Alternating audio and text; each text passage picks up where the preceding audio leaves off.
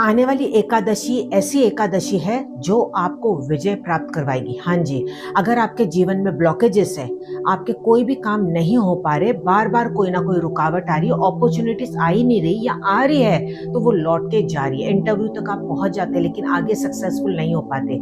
Relationship में भी आपको बहुत ज़्यादा दिक्कतें आ रही है, यहाँ तक कि शादी होते-होते रह जाती है या रिश्ते ही अच्छे नहीं आ रहे या संतान होने में बहुत ज़्यादा दिक्कत है या आपको दुश्मनों से हमेशा डर बना रहता है।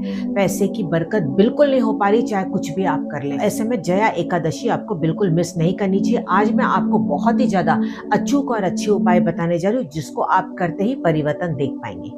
तो जया एकादशी आ रही है 29 जनवरी 2026 जिस दिन की गुरुवार वाला दिन है। मतलब सोचिए दिन भी कितना अच्छा है, गुरुवार वाला दिन। ऐसे दिन पे आपको जो मैं रेमेडीज बताने जा रही हूँ ये बहुत ही ज्यादा खास होगी। लेकिन इसके पहले आप ये जान लीजिए कि जया एकादशी भी क्यों इम्पोर्टेंट है। जैसे कि आप सभी जानते हैं कि हर महीने 2 एकादशी आती है। ओवरऑल अगर देखें तो 24 एकादशी हो गई।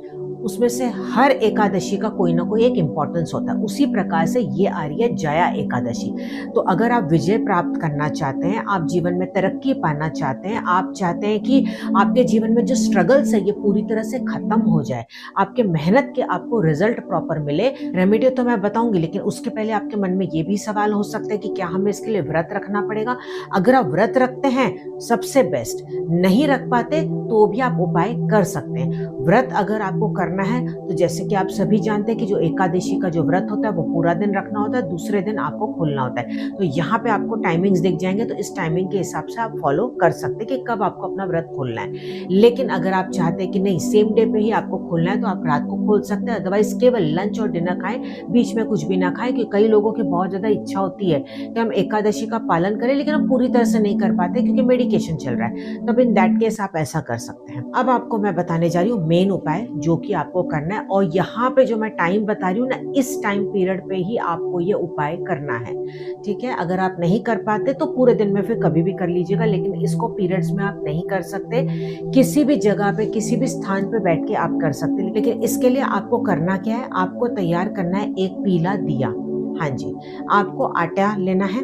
जो आटा होता है उसके अंदर ही थोड़ा सा हल्दी डाल के उसको अच्छे से आप पानी के साथ गूंद लीजिएगा, और जो गेहूं का आटा होता है उसी का आपको बनाना है और उसी का आप एक दिया बना लेंगे। अब आपको क्या करना है, 2 हरी इलायची लेनी है। एक हरी इलायची को एक साइड पे कहीं पे भी थोड़ा सा आटे में आप चिपका दीजिए, दूसरी इलायची को दूसरे साइड पे आप चिपका दीजिए। फिर आपको लेने हैं 4 लौंग, जो फूल वाले लौंग होते हैं ना वो आप ले लीजिए, और इसको दिए के बाहर, इलायची आपने अंदर लगाई, लौंग आप बाहर की तरफ लगाएंगे। बाहर की तरफ ऐसे पॉइंट करके लगाएंगे, जो फूल वाला हिस्सा है वो बाहर की तरफ होगा।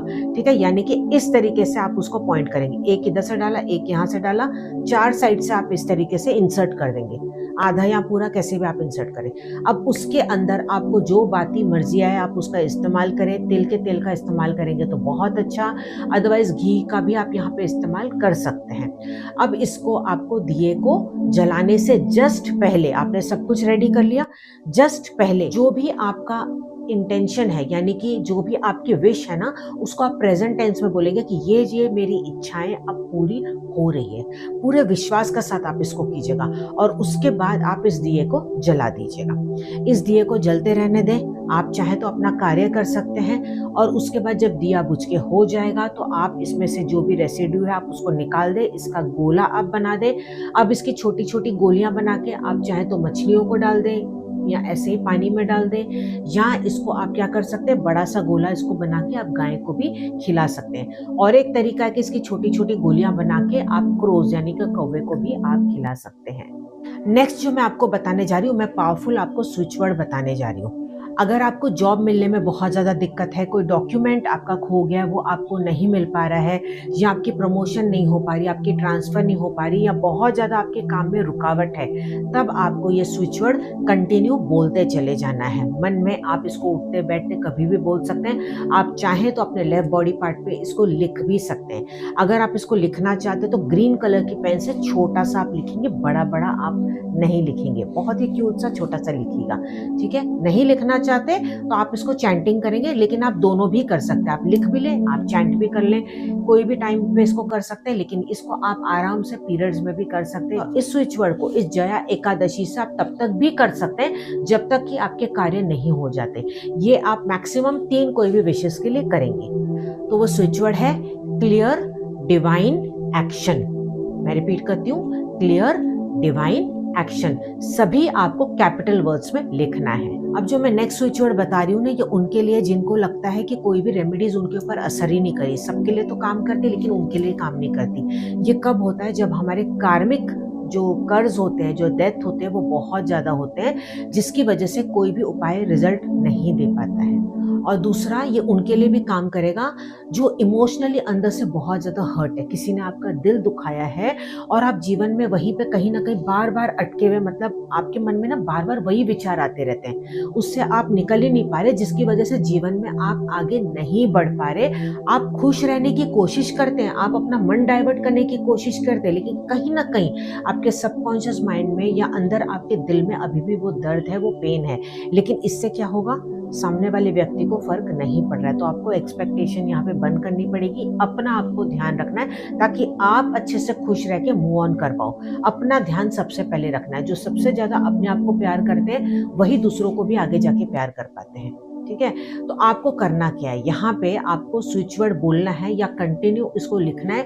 ये भी ग्रीन कलर की पेन से या ब्लू कलर की पेन से आप चाहे तो एकादशी से डेली लिख सकते हैं, या डेली आप इसको चैंटिंग कर सकते हैं। इसमें ऐसा कोई भी फिक्स फिगर नहीं है, उठते बैठते चलते फिरते आप कभी भी इसका चैंटिंग भी कर सकते हैं। तो वो है रिलीज, फॉरगिव, ब्लेस। मैं रिपीट करती हूँ, रिलीज, फॉरगिव, ब्लेस।